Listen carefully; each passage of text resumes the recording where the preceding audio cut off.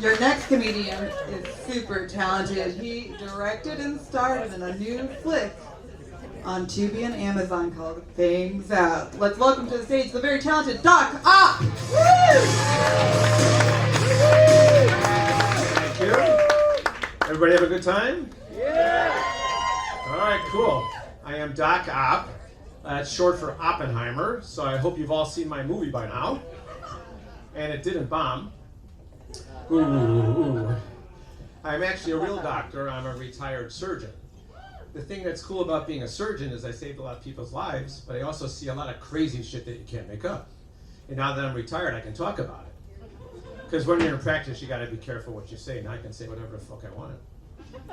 It's like when you're a surgeon, every surgeon has their own hole they like to work in. And it's a good thing because patients like to put things up those holes. And we have to take them out. Like guys that put light bulbs up their ass. It's not a bright idea. But it's very satisfying as a surgeon when you pull the light bulb out intact and it still works. And it's also where I think they got the idea for a black light. Ooh.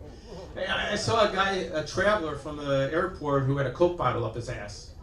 Yeah, he couldn't pass the TSA screen because it was still filled with liquid.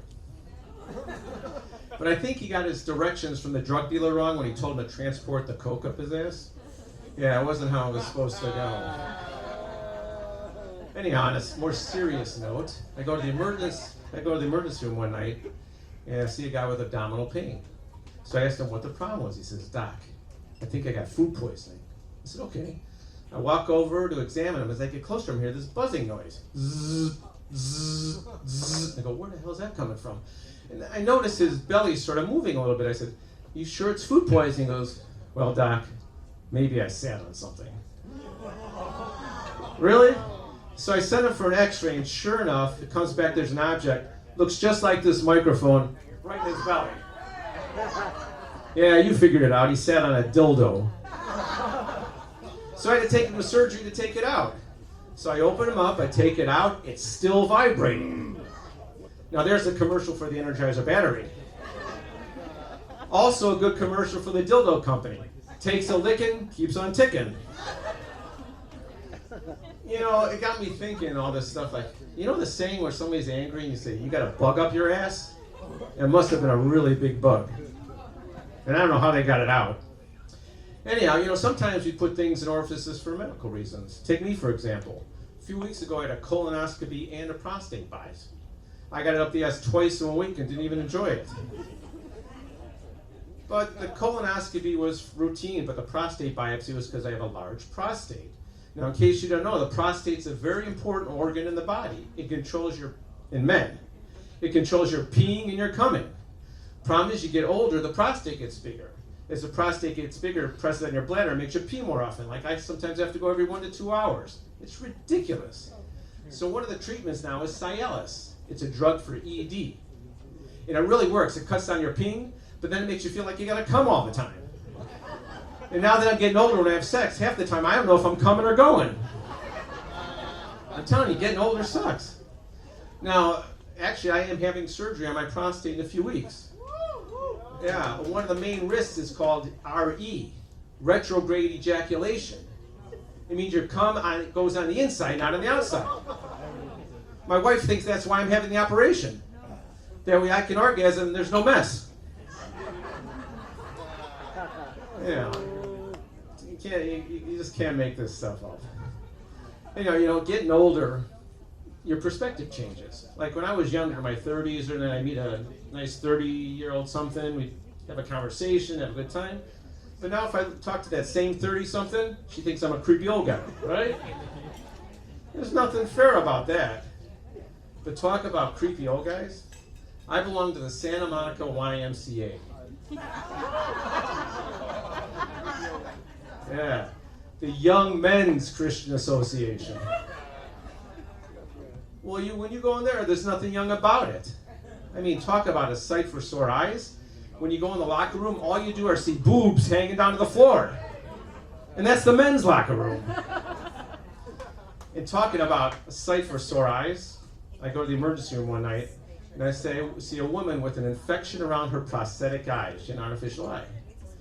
So I had to culture it. Comes back gonorrhea. Yeah. Her husband's an eye fucker. You know what that is, sir? You do? Yeah? I'm telling you, he has her take her eye out and he sticks it right in there. You can't make this up. I find that was very short-sighted of him. But I'm telling you, it's the penis that gets guys in trouble for a number of reasons. I get called to the emergency room another night for a guy for penile trauma. So I ask him what happened. He says, Doc, I stuck my dick in a vacuum cleaner. And I'm thinking, why would a guy do that? You know? Yeah. You know, you think about it though. The vacuum's got that long metal tube with a suction. So I guess if you stick in there, it's like getting a blowjob, right? Yeah. So I ask him, what was the damage? What's the injury? So he takes down his pants. He got a little towel wrapped around his dick. He takes it off, and the tip of his penis looked like shredded beef. Oh, it was terrible. It turns out the vacuum was a shark.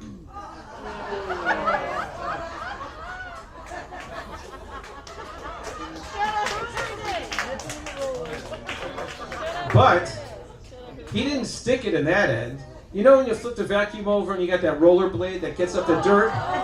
He stuck it in that end. His friend told him it felt good. Well, with friends like that, who needs enemies? Anyway, I had to take him to surgery. I fixed him up. And when I sent him home, I said, next time, use a dustbuster. Anyhow, you know, it's the penis that gets guys in trouble. Even something simple as taking a piss. So when you're young and single, or just when you're single, when you take a piss, the guy he doesn't put the toilet seat down, right? But when you get married, it changes everything. Now, I've been married a long time, 38 years to the same woman. Yeah. But for 38 years, she's been complaining that I don't put the toilet seat down. But you know, marriage is compromise. You gotta, you know, get along. So finally, I agreed to do it last week.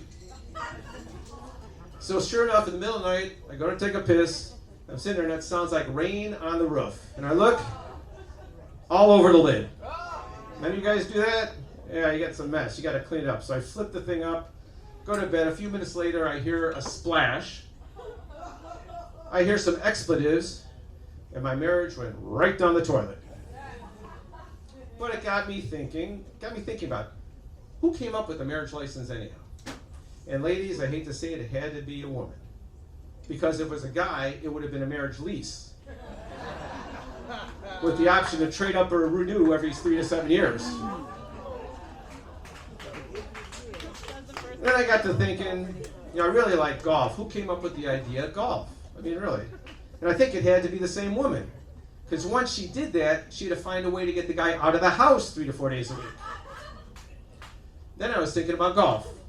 I mean, what makes golf so attractive, mainly to men? I know there's women, great women golfers and stuff, but overall it's still sort of male-dominated.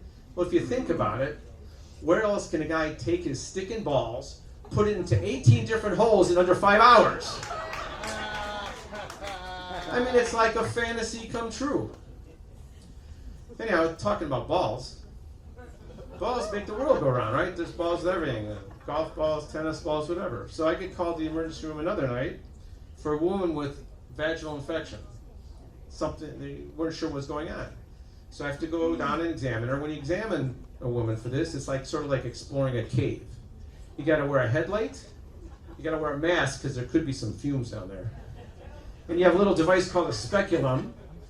It helps you look in the cave.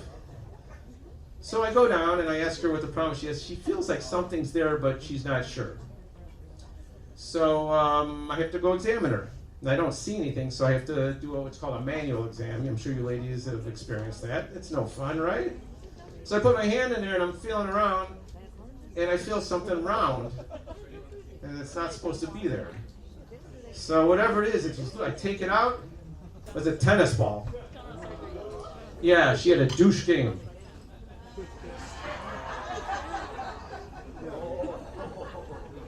And the same token, another night I go down see a lady with vaginal bleeding. So I go ask her, I said, is there anything unusual that's happened down there? And she says, well, she thinks something's stuck down there. So I have to take the same equipment, I go look, I put my little speculum in, and out pops a little glass tube, about this big. Now I'm no expert in this, but I'm pretty sure it was a crack pipe. Yeah, she took the word crack too literally. Either that or some guy really did lay his pipe down there. Anyhow, you know, as you get older, sex changes. I mean, you don't have sex change, but having sex changes. So when you're young, you pretty much do it everywhere, right? The living room, the dining room, the kitchen, the bathroom, wherever, right?